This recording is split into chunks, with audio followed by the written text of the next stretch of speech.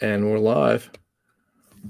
Hey guys, welcome to American Woodland Relics. Hello, everyone. We hope everybody's had a good week.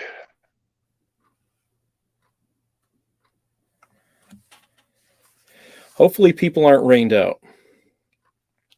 It's been a lot of rain on this side of the country. Yes, Hey, Phil. we had some. Yes, we had a few showers this afternoon,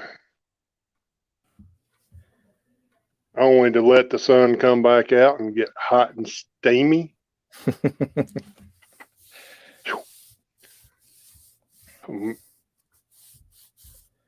Take care of some stuff right here on my computer. Let's say hello to some people. Absolutely. Mark Berghunter was the very first one. Early bird. Early bird. Let's see. I see Digger Dog. Woof woof. Shannon Bortner and Phil Bortner. Welcome, guys. Team There's Bortner. Audra. Hello. Jersey History Hunter. Welcome, Audra. Guys, if y'all stick around, I've got a very important message for everybody for next Friday. So y'all hang around for that. Anthony, Brooklyn Treasure Hunter. Welcome, brother. Hi, Anthony.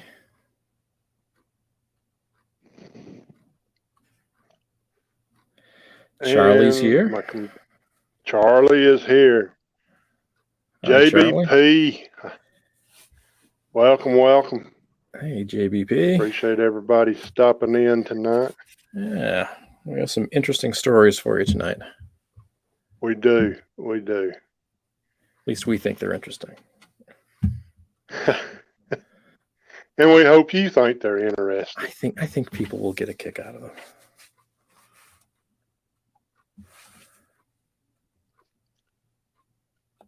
So you had a good week, Jonathan? I've been having great weeks. A lot of sort of lawn and yard sorts of things. Part of our yard has gotten out of control. It can happen. Do you have Oriental bittersweet down in Georgia? Oriental bittersweet gum. It's a vine. It is an invasive vine, and it grows like crazy. And with all the rain that we had, it was like before, we've had about 2 weeks of off and on, but really rainy weather. And the nicer days, I was doing other things. And it's just like all of a sudden it popped, and it's all over. It climbs up trees and gets in the shrubs, and it's a pain in the neck to get rid of. And I don't like spraying it. I just like kind of cultivating it to death. So you got to get in there and get to the roots. And so that's kind of what I've been doing. And kind of sounds like our kudzu. Yeah, we don't have kudzu up in New England. In fact, I wouldn't even know what kudzu is if I saw it. I'm guessing green. I can bring you some. No, it's all right. It's okay. BC Treasure Trails. Welcome, Jason. It's amazing how quickly it grows. So I guess the science behind that is fascinating, but it just goes everywhere, and it's not fun. And anyway. All right. Hey, Jason. Well, like Jonathan said, we have he's got a couple of stories he's going to tell, and then we're going to continue the Mint series with the Denver Mint, and we're going to let Jonathan start us off, and so I can do that. Jonathan, take it away, brother. All right, you need to just get my story up on the screen and a little visual there. Well, take two. Do what? I said take two. It didn't pop up, did it? Popped up and then closed. Well, it's okay. Here we go. All right, now put your hands on your lap. Sit on your hands.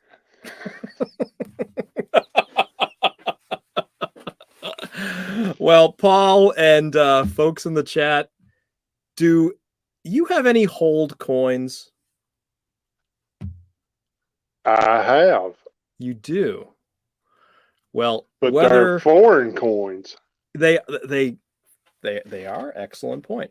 Because whether you want me to solo this, why don't you do that? That's a good idea. It's not going to be that much bigger, but that's fine. Whether we collect coins or whether we metal detect, we definitely come across coins with holes in them, and it made me wonder, why would that be the case? Because we know that most coins that we come across are solid, unholed discs of metal. So why would there be a hole in a coin? So I did a little bit of research on this topic and found some ideas that I thought were really, really interesting. So there are two general scenarios where a coin would be holed. And the first is in the minting process. So it's part of the design. It's intentional. And the second is what we would call post-mint damage. So let's look at the first scenario where the coin is minted with a hole in it. Many early coins that were minted we're talking over 1,000 years ago, have holes in them. And most of those come from Asia. And this is a Chinese coin. It's called a cash coin. And the word cash is derived from a Portuguese Indian word for small copper coin. And if you notice, this coin has a square hole in it, which some might think is a bit odd, but it makes sense because these types of coins were cast in a mold. So they're not made with hammered dies like modern coins. The molten metal was poured into a mold, and then the coins were removed from that casting mold and they formed a coin tree. So if as a kid, if you did plastic models, it's kind of the same sort of idea. However, during that process, the coins would have irregularities, particularly on their edges. So the coins would have to be filed and the edges would need to be shaped so that the size of the coins would be consistent. Now, I suppose someone could have done that one coin at a time, but a more efficient way of filing down those edges would be to put a group of these coins on a rod and file them all at the same time. But to do that, you couldn't just put the coins on a round rod because the coins would just spin as you tried to file the edges down. But if you had a square hole in the coin and put the coins on a square rod, then they would stay in place and then they could be more easily reshaped. Another reason why these early coins had holes in them is because they could be placed on a string and carried that way. And that was important because pockets were not as common in clothes hundreds, thousands of years ago. And yes, you could carry your coins in a bag or in a purse, but that could be lost or stolen. If you kept these coins in a string, that would make them somewhat easier to carry and keep them under your control. Another idea about the square holes is mentioned in an ANA article, which stated that it's easier to thread a string through a square hole than through a round hole. So there was that practicality. I'm not so sure about that idea, but I've never tried it. But anyway, that's one theory about the benefit of having a square hole in a coin. But touching back on the idea of stringing these coins together, these coins were what we would today consider small change. So you would probably have to carry a lot of these coins if you were buying a lot of things or something that was a bit more expensive.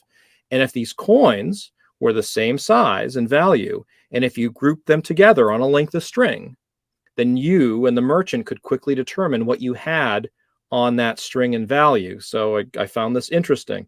The idea was that if a merchant charged, say, 20 cash coins for something, then both you and the merchant would know that 20 coins stacked in a row on a string would be a certain length. And in that way, you could quickly count or measure the coins on the string, cut the string at that length, and simply give that many coins to the merchant. So it was a quick way of counting.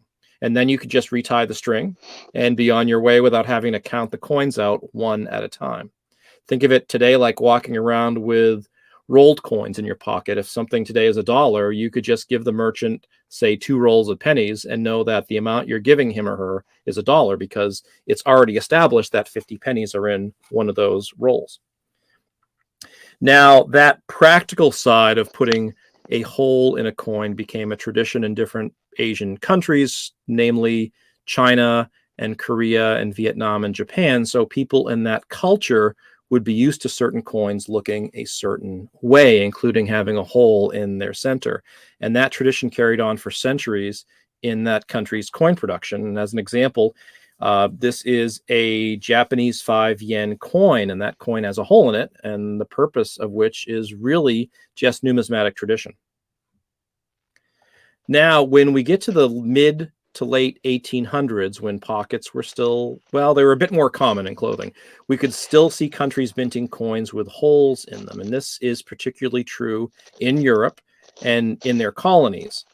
Now, by this time, the hole was there as an artistic design of the coin. The coin engravers liked the look of a holed coin, and it made the coin more easily identifiable. So, for example, if you were in France and you had a coin of a certain size with a hole in it, you could tell by sight and feel what that coin was. Like this one, it's a 25 centimes coin. And there's another theory that I thought of, and maybe it's nonsense, but if you can picture a table or any kind of flat surface with coins on it, and you wanted to move those coins on that surface to count them or to group them, then it is a little easier to move them with your finger if there's a hole, because your fingertip can kind of get into that hole and move the coin around. Another idea about holed coins is that a mint could save money by creating coins with holes in them because they would use less metal in each coin, and over time that savings would add up. I'm not sure how accurate that is. These coins were made from base metals, and even though there's a bit less metal in the holed coin, there's still is also the added production cost of stamping the hole in the coin. So I'm not sure how much that really would have saved the mints. Now, here's a question for our chat. Did the US ever produce a coin with a hole in it? And you can answer that question too, Paul. So in America, did we ever produce a coin with a hole in it? I would say no. You would say no.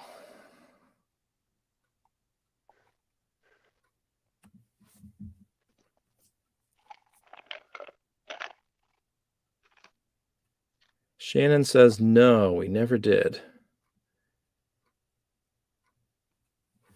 Well, the simple answer to that question is yes, we did, kind of, but only as a pattern coin. A pattern coin is one that the mint makes as a working model to see what people think of the coin's weight and design.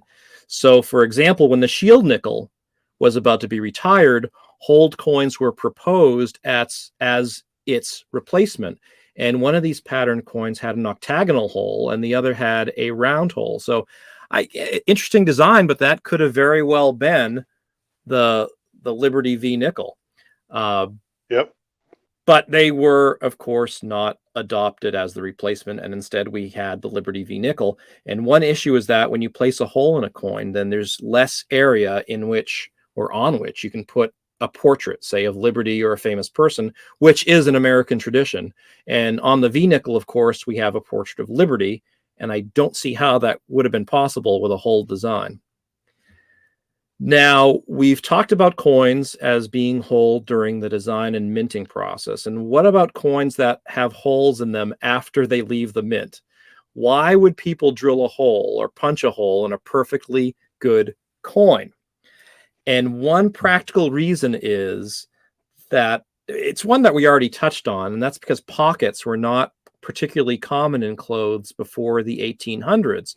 And coins, of course, had value and needed to be carried and not lost. So some people would drill or punch a hole in a coin and either place them on a string, like we saw with the Chinese coins, or put them on a chain, or maybe sew them directly on the inside of a shirt or a coat or a scarf.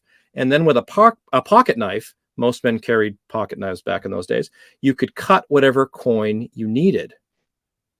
Another reason was that coins could be used as some sort of adornment. Coins were often put on necklaces or bracelets. Sometimes they were used as a decoration or worn to commemorate a president or a monarch, especially when a monarch passed away. Some coins were also holed and used as watch fobs. Pocket watches were popular in the 1800s and the early 1900s, and the holed coin would act as a fob. A fob is a decoration, and that would be on the end of a chain. There are also stories of coins that were holed and placed on doors as a good luck charm, and stories of coins with crosses being nailed to ships' masts for divine protection. And one story, maybe it's more of a legend, is of the Civil War soldier who sewed coins inside his vest to make an early sort of bulletproof vest. Now, I'm not sure if that would do him more harm than good, Paul, if he were struck by a bullet, though. What do you think? Probably not a good idea. First, you couldn't move very quickly, right? The size of the bullet alone would demolish a coin. Well, good intention, perhaps, but I don't know how practical that would have been if that story is even true. Paul, have you ever heard the expression, "that is not worth a plugged nickel"? Yes, I have. You know where that comes from? No, That's another legend. Well, supposedly that phrase came about in the late 1800s when sharpshooters would try to shoot a hole through a nickel to demonstrate their rifle skills. And the shot nickel, which was also called a plugged nickel, was considered worthless afterwards, which is where the phrase supposedly came from. Oh, okay.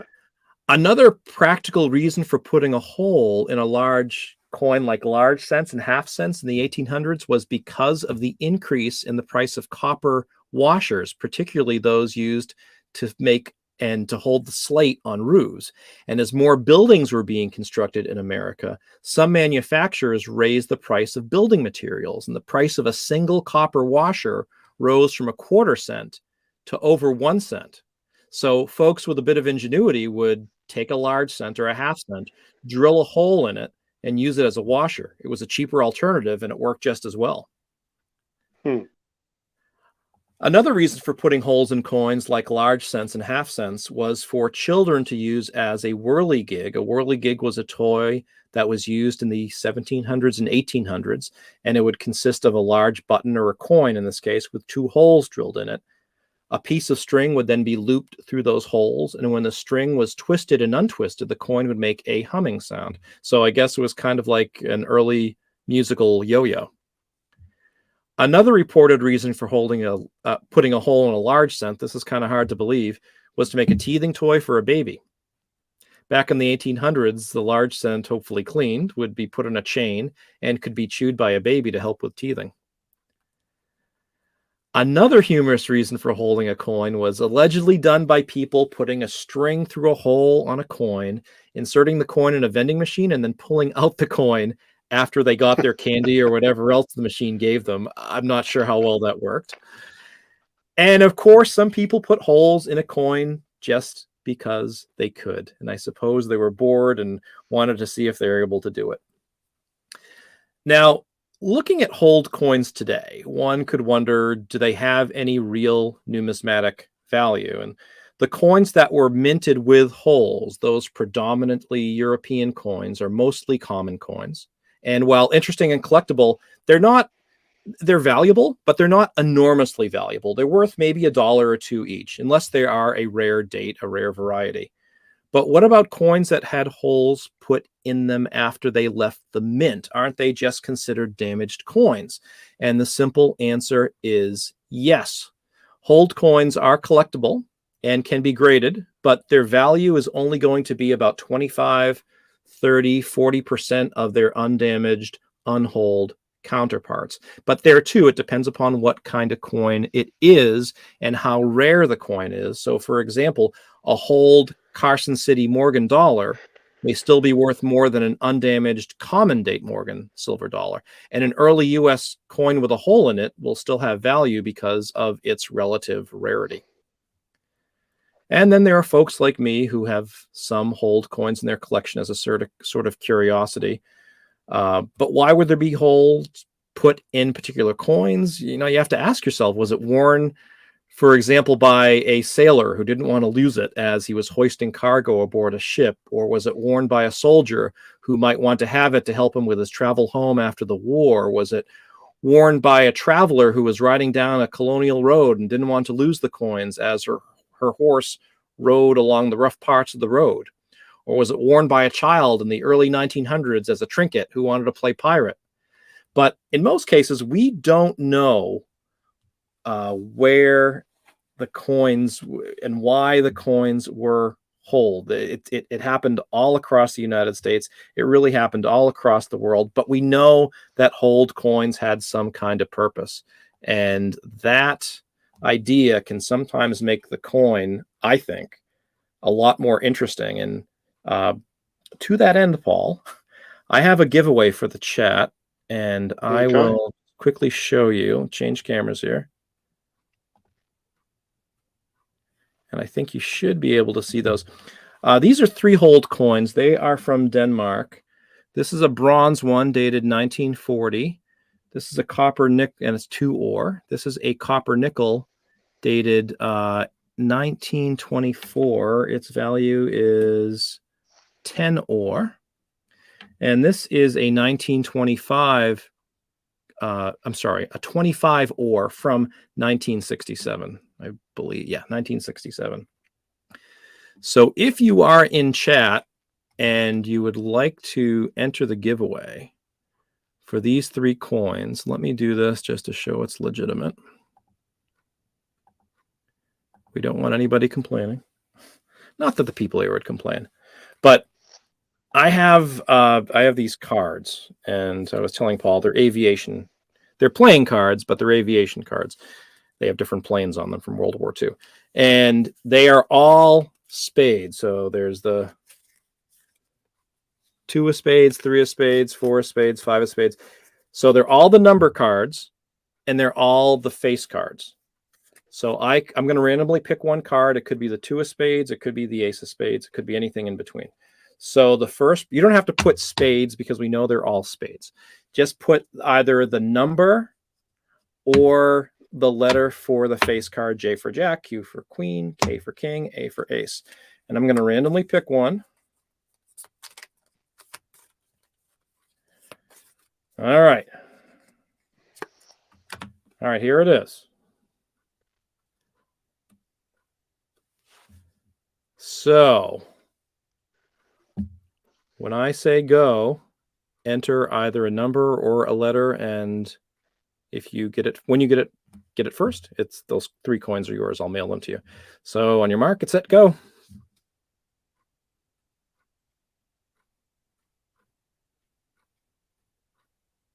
Nine. I'm gonna jack. 4. Well, 9. you can stop. Stop. It is. Oh, I should do it this. That's the right orientation. It is the 9 of spades, and to show you that it is that. I got Phil. Do you see Phil first with a 9? I do see Phil. Phil was the first one to even answer. So Phil, congratulations. Phil. You win those 3 coins. I will put my email address.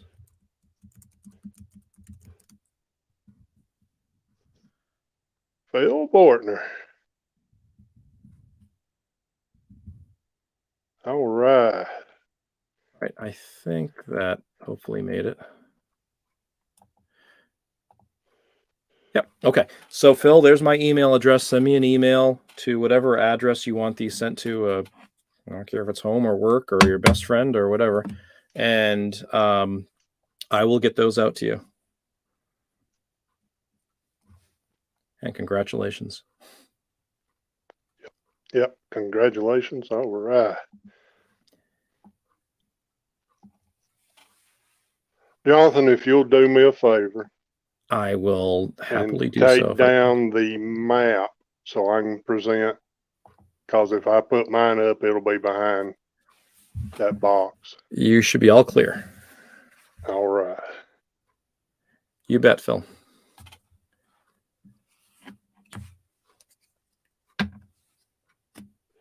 And now it don't want to work.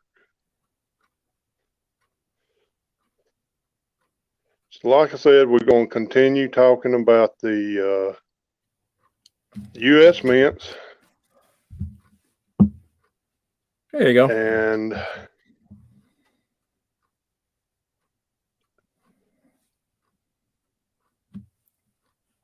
all right. So we'll get started on the Denver Mint. The Denver Mint is a branch of the United States Mint that struck its first coins on February 1st, 1906. The mint is still operating and producing coins for circulation, as well as mint sets and commemorative coins. Coins produced at the Denver Mint bear a D mint mark. Jonathan, what other city used to have the D mint mark? I've heard some people pronounce it Dahlonega, but I think it's pronounced Dahlonega. It's Dahlonega, that is correct. The only minted gold coins, of which Paul has one. A copy. A copy. That's not what you told me. But the Dahlonega Mint closed before the Denver branch opened, so therefore the D was in limbo until the Denver Mint come around. And the Denver Mint is the single largest producers of coins in the world. So they produce coins for other countries also. All right, a little history, and let's do this.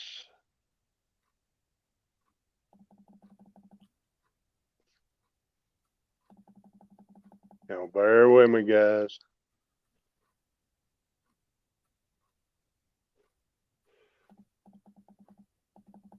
All right, this was Clark Gruber and Company. The predecessors of the Denver Mint were the men of Clark Gruber and Company during the Pikes Peak Gold Rush. They coined gold dust from the gold fields by the miners. In 1858, Austin M. Clark, Milton E. Clark, Emmanuel Henry Gruber founded a brokerage firm, a brokerage firm in Leavenworth, Kansas. And then established an office in Denver at the beginning of the Colorado Gold Rush. Desiring to save on shipping and insurance costs associated with shipping the gold back east, the firm opened a private mint on the 25th of July, 1860. The mint opened a 2-story building, which you see here, brick building on the corner of Market and 16th Street, minting $10 gold pieces at the rate of 15 or 20 coins a minute. On the face is representation of the peak, which looks like a pile of poop, but its base surrounded by forest of timber and Pikes Peak gold encircling the summit. Immediately under its base is the word Denver, and beneath it 10D. Now on the reverse side is the American eagle encircled by the name of the firm, Clark Gruber and Company, and beneath the date is the date. Okay. Next slide.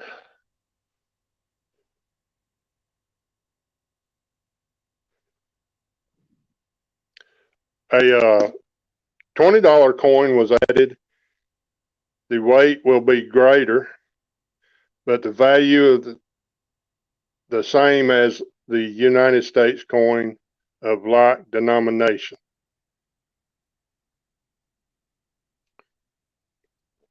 A $5 and $2.50 gold coin were added, with the production reaching $18,000 per week.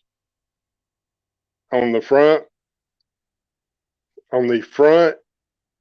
of the head, on the obverse, the head of the goddess of liberty, surrounded by 13 stars, was something that we are not accustomed to, and I'll give you if it wants to change.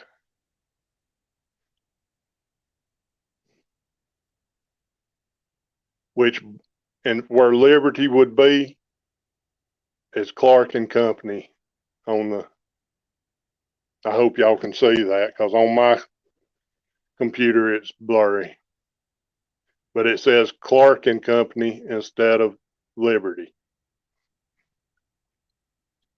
on the tiara.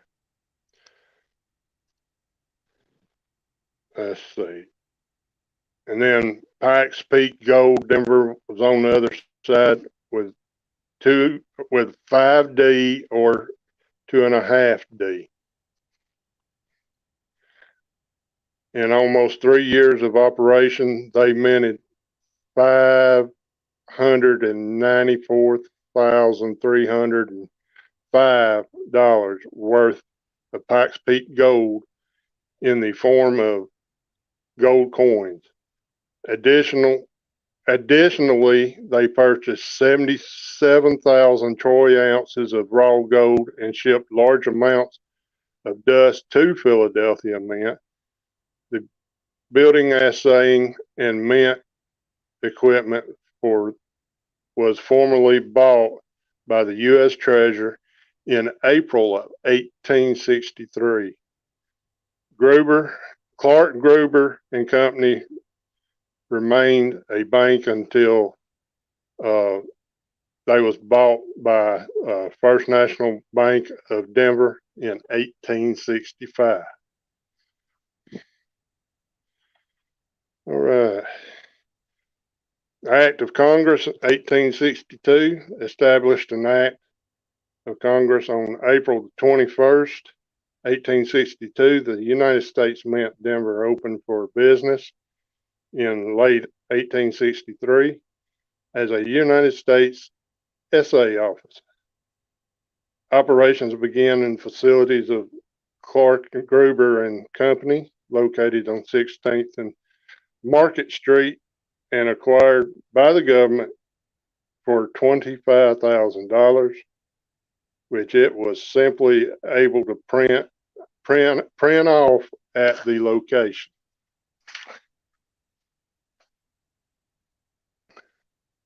Unlike Clark Gruber and Company, though the Denver plant performed no coinage of gold as first intended. One reason given by the director of the mint, the lack of coinage at Denver, was the hostility of the Indian tribes along the route, doubtless instigated by the rebels and missionaries, there being a civil war and had white men. So they was trying to be as cautious as possible. The United States Treasury did not expand its smelting and refining operation at the same rate as the discovery and production of gold in 1872, a group of businessmen led by Judge Hiram Bond, formerly one of the largest brokers on the New York Gold Exchange, Joseph Miner, and Denver Mayor Joseph E. Bates set up a firm, Denver Smelting and Refining Works, which built an independent complementary plant which processed ore into ingots. I keep forgetting to change my own pictures. And which were then assayed, weighed, and stamped by the Denver Mint. How would you like to have that bar of gold, Jonathan? I would happily take it. Look at the corner. Do you think they dropped it and it dinged? It looked like he dropped it, don't it? I wouldn't have hit my foot. Yes. There was new hope for the branch mint status when Congress provided for the establishment of a mint at Denver for gold and silver coin production. The site for the new mint at West Colfax and Delaware Street, Colfax and Delaware Streets, was purchased on April 22nd, 1896, and approximately $60,000. Construction began in 1897, and in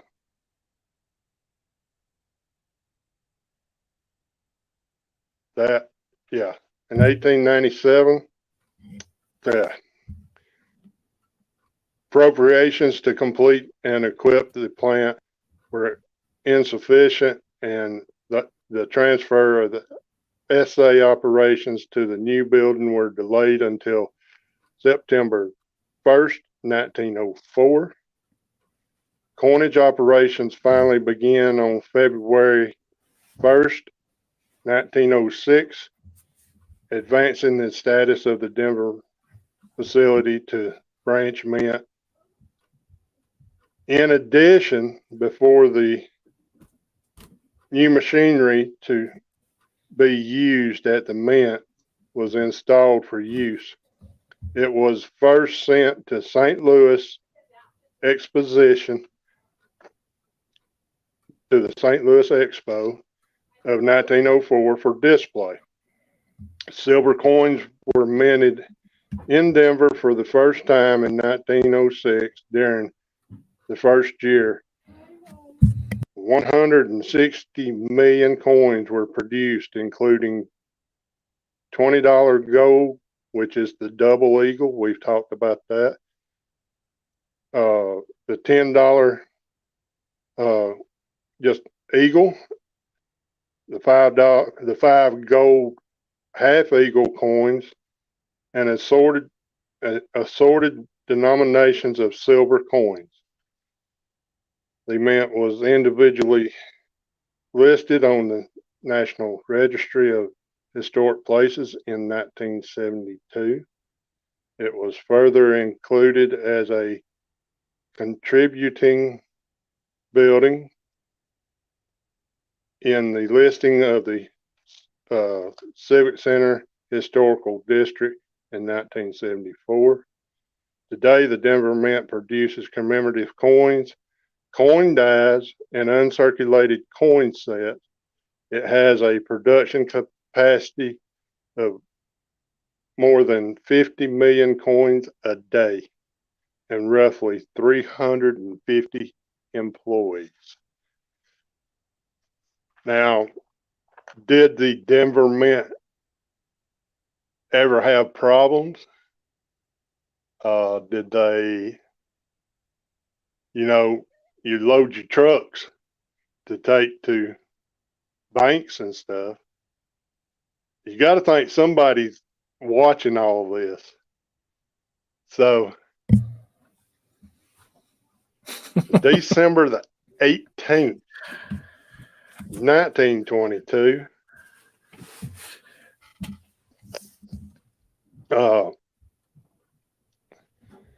a day like any other, as the federal bank truck sat outside the U.S. Mint in Denver, Colorado at the time. The guards on duty just had loaded up $200,000 onto the trucks when at 10:30 a.m., what happens?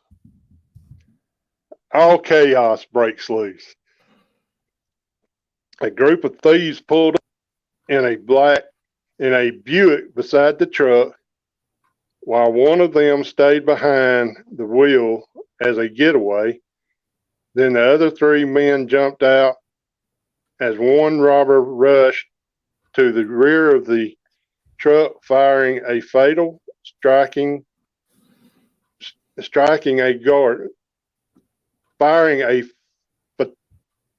shot, striking a guard. Time out. Charles Linton. In the process, let's see if I have a picture of Charles.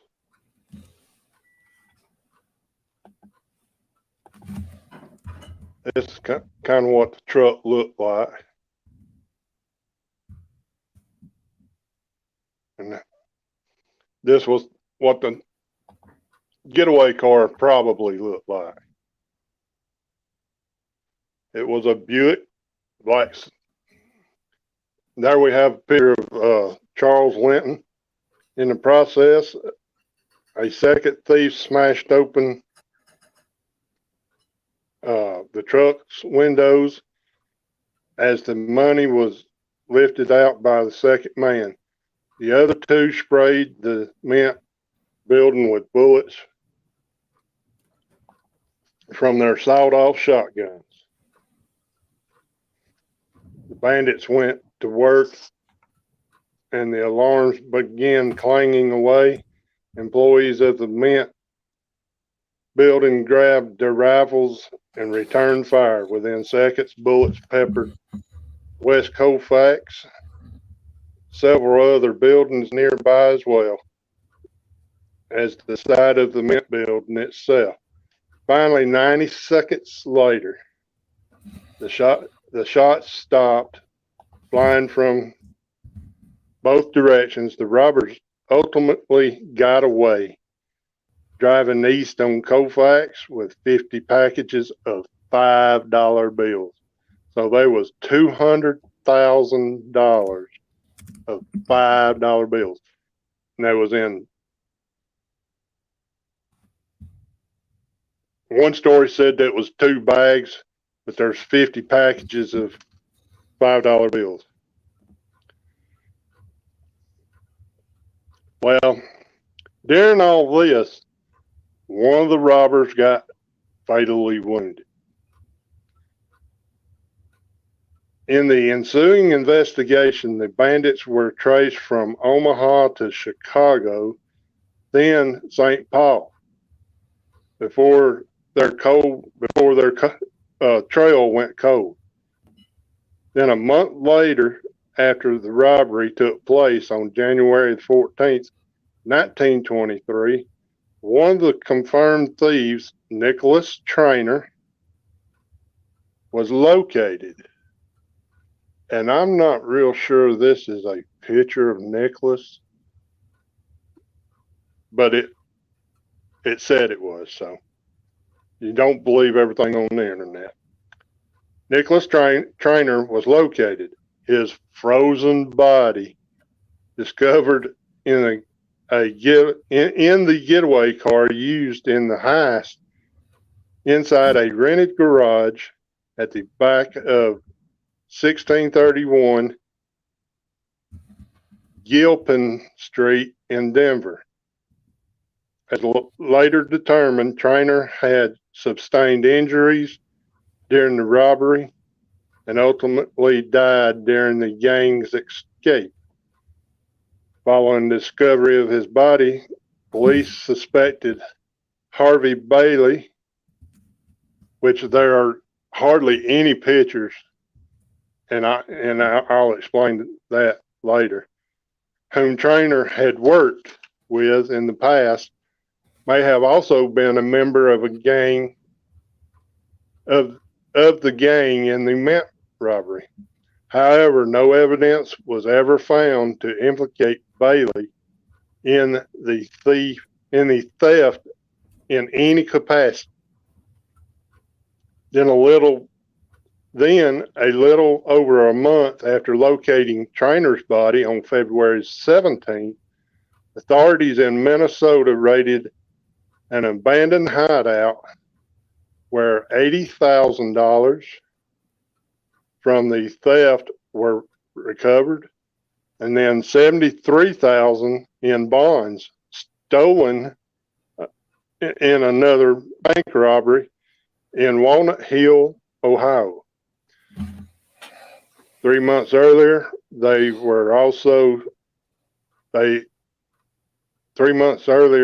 also seized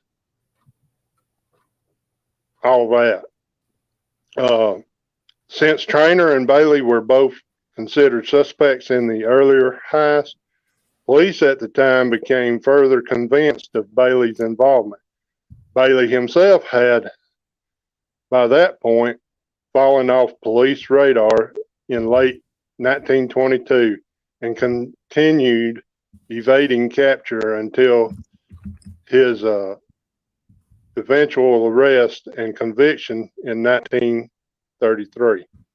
He later died in 1979. 12 years after the recovery of Traynor's corpse in 1934, the remaining bandits were all positively identified. And I forgot a couple of pictures. I'm sorry. The same guy. But this guy was supposedly friends of the gang, and the apartment they found all the money in was real close to his hideout. Dapper Dan Hogan was his name.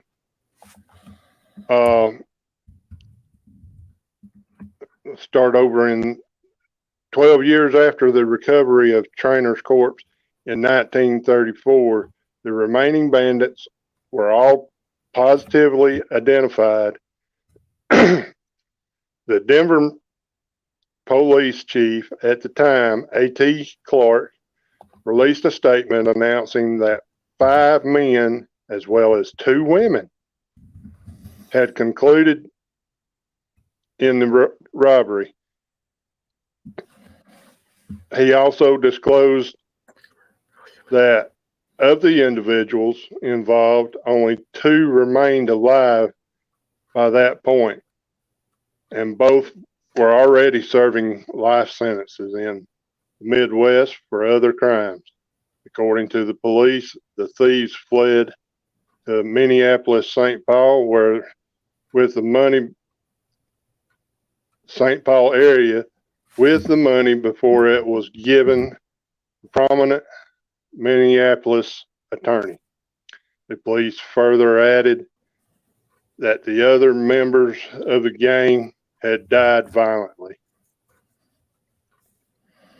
The case of the Denver Mint robbery was eventually closed on December 1st, 1934, without a single person being charged of the crime.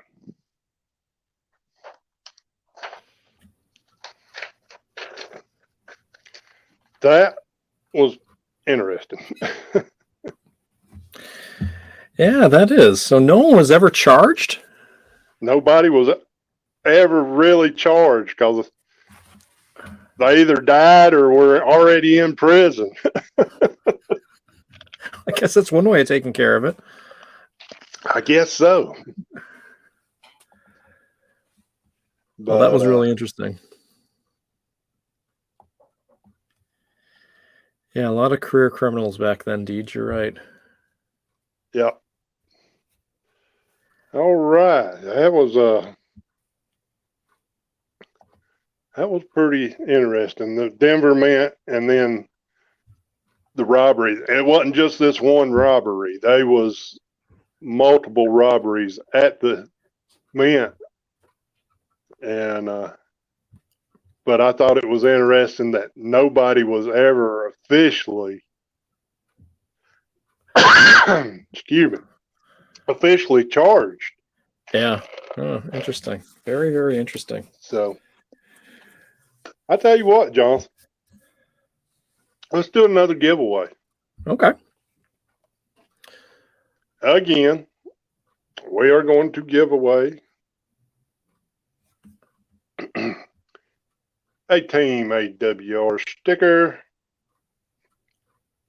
Please, guys, if you have already won one, let's give some more folks a chance to win. And if you draw, like this one's number 24 sticker, if you draw the number 1 sticker, what are you going to win, Jonathan? A very nice piece of silver with history. 1963 Benjamin half dollar. Oh, it's in good shape. It's got some nicks and stuff. Hey, can never have enough silver, so to speak. So to speak. Hey, Anthony says, I got one of those. So if you've already won, I would like for 25 people, they're one of 25. I would like for 25 different winners. And so we will ask a question. You remember the answer, Jonathan? I don't quote me. I know what the question is. Okay. What year did the U.S. Denver Mint strike its first coin? And like I said, if you've already won, let's give some other folks a chance. Yeah. And listen to the wording of the question. What year did the U.S. Denver Mint strike its first coin?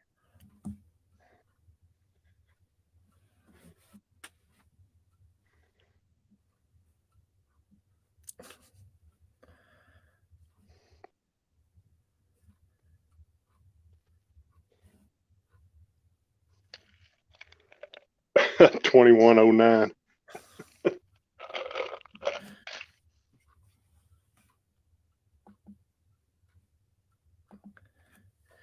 Google it if you have to. Yep.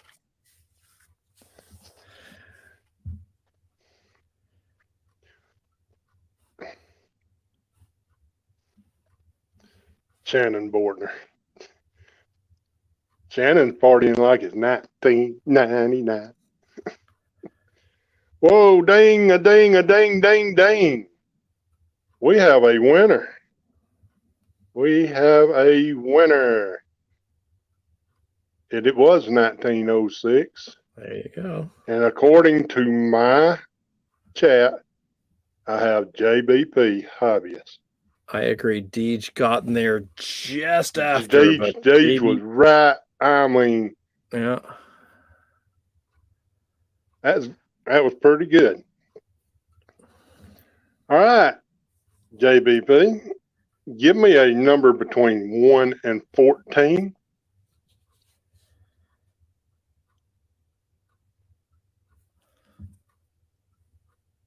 A number between 1 and 14.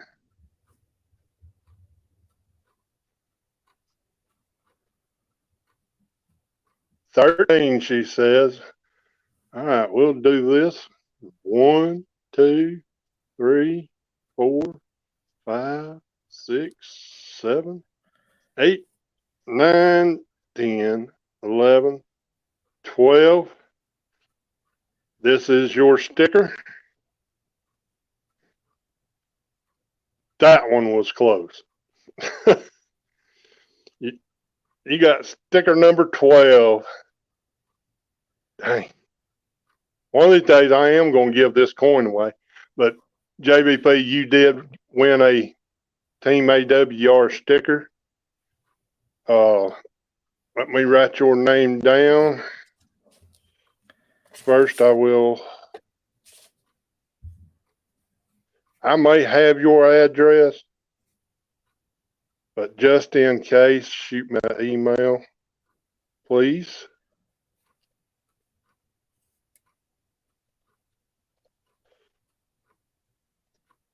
There is my email address.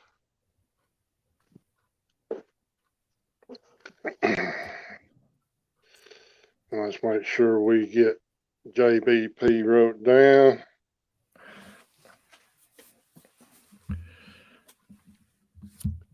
Thank you. Thank you. Thank you. Thank you. Yes, many congratulations. You have 13 left. You started with 25. 13 right? left. Well, you must have. That was 24. Janine, that was how close she was. That was the next sticker. Oh, boy. You've given away a lot of stickers. Well, a lot. You've given away 10, 12? Something like that. Yep. 1, 2, 3, 4, 7, 8, 9, 10, 11. Is that right? Well, you have 13 left, so you must have given away 12 if you started with 25. Well, whatever. You've given away quite a few. Yeah. All right.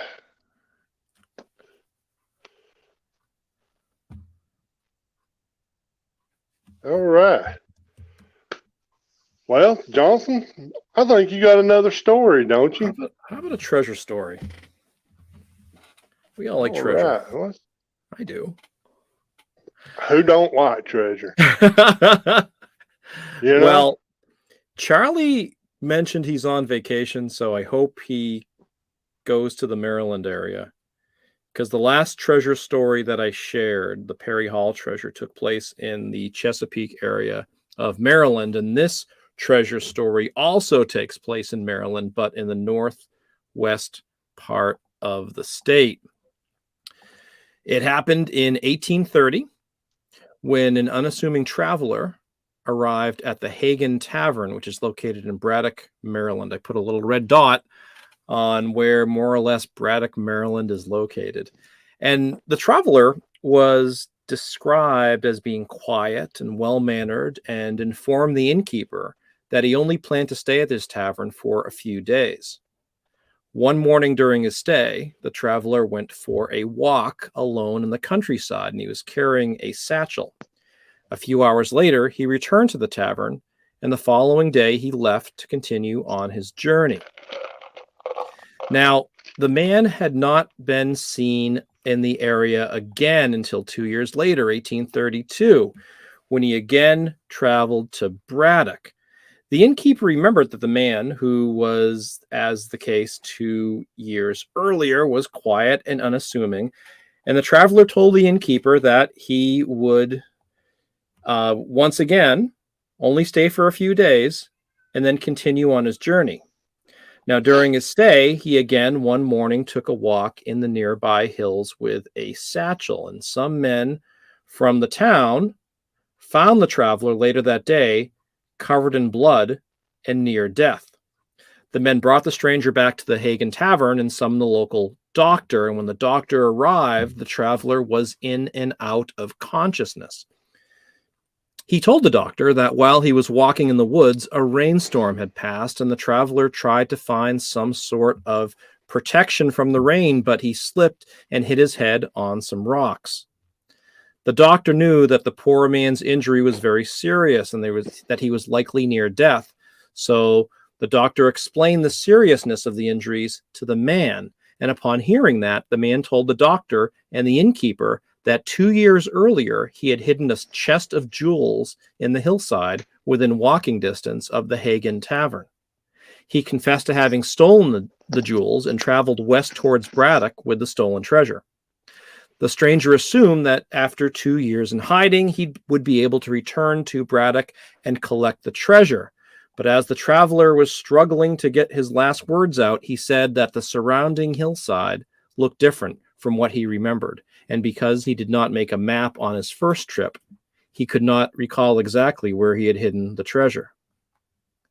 A short time later, the traveler died. The doctor and the innkeeper searched the hillside to try and find some of the clues to the treasure's location, but found nothing. Word of the treasure spread among the local townspeople, who also searched for the treasure near the tavern, but they also came up empty-handed. And as far as anybody knows, the Hagen Tavern treasure is still buried somewhere in the hillside of Braddock, Maryland, just waiting for someone to find it. So get your metal detectors out again. Go to Braddock, Maryland. Look for where the Hagen Tavern was. Look for the hillside nearby, and you just might find a chest of jewels that were stolen back in 1830, but I would think by now it would be anybody's guess as to who really they belong to, and they would probably be the property of the lucky person who found them.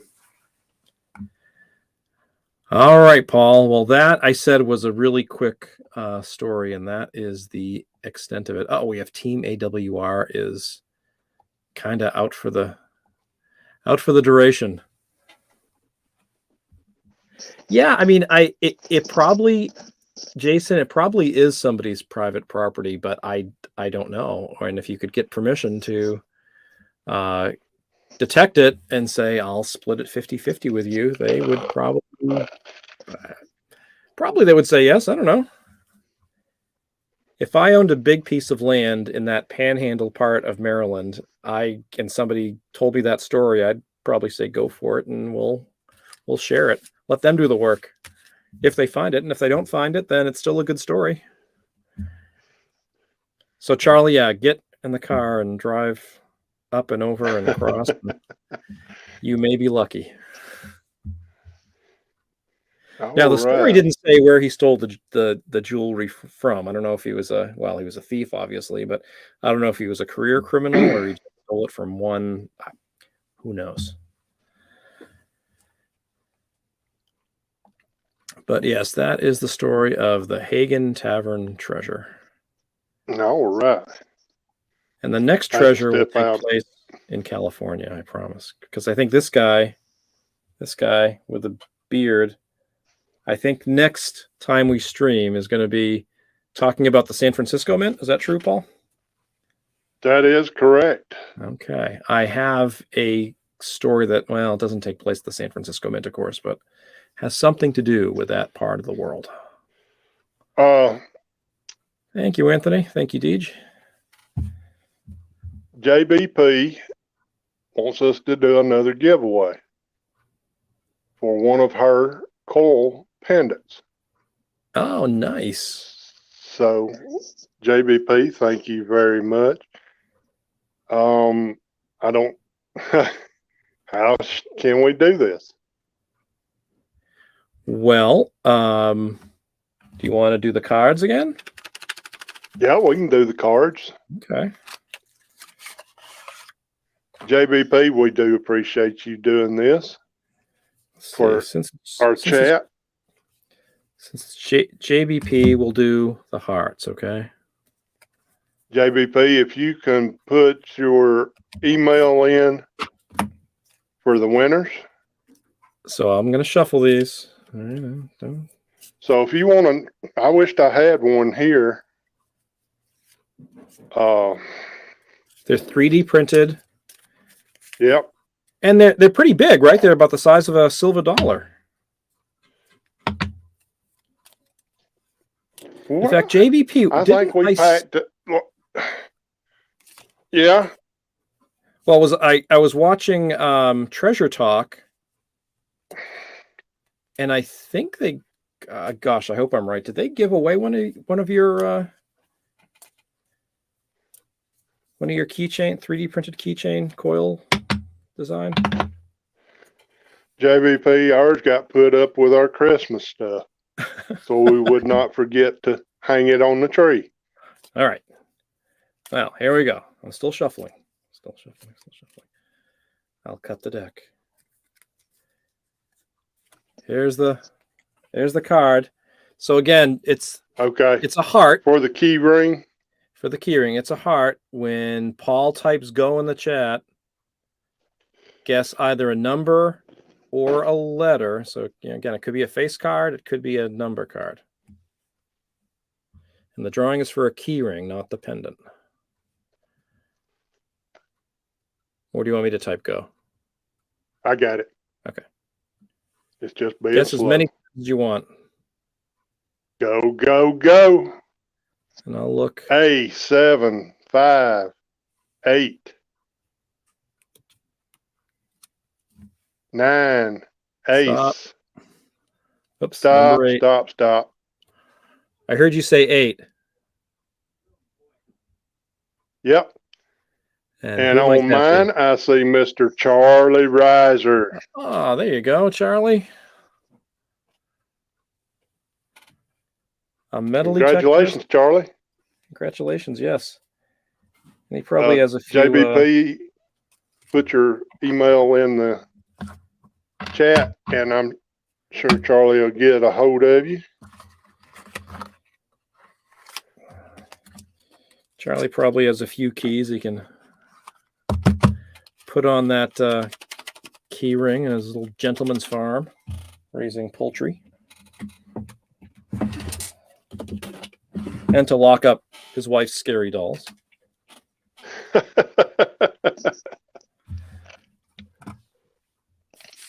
Well, I know Esmeralda's on the loose. She hangs out on that shelf behind Charlie every string.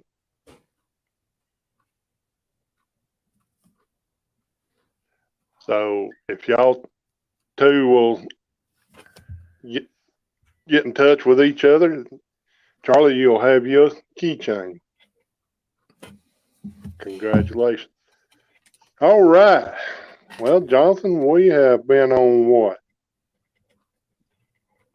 Hour, 7 minutes. Yep.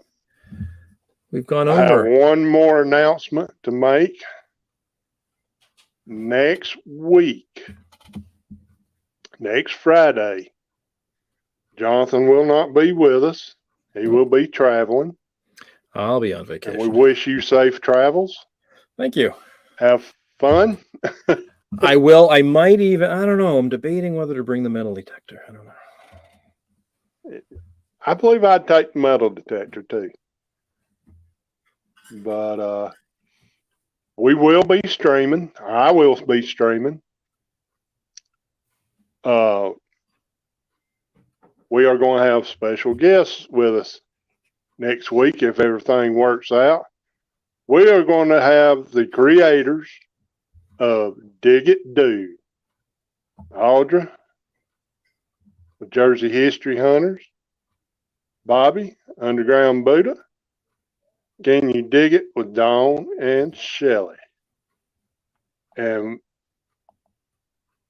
you know, get the word out. Anybody can buy tickets now. So if you hadn't got a ticket to Dig It Do, please contact one of them. And we'll have all the information next week for sure. But the main reason for this stream next week with them, if you've never been to New Jersey,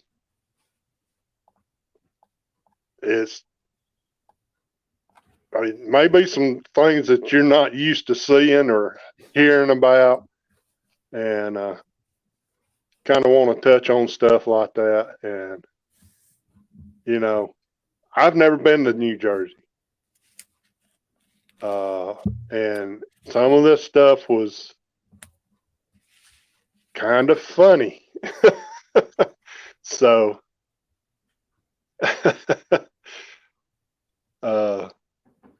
so y'all join us next week, next Friday, same time, 8 o'clock. And we'll talk with Bobby and Audra and Dawn and Shelley, and you know, we'll talk do the gathering. But we had a good time tonight with everybody. I see 15 thumbs up. Thank you. Thank you very much. We'll and all those who watch after. Yep. If Thank you. Watching the replay, thank you. Hit that thumbs up for me. Leave a comment. I always like reading comments. So y'all have a good weekend. And if you're out there, whatever, swinging that detector, using them diggers for finding bottles, hey, we hope you find something good. Guys, y'all have a good night, a good weekend, and we'll see you next week. All right. Be good, be safe, everybody. Bye.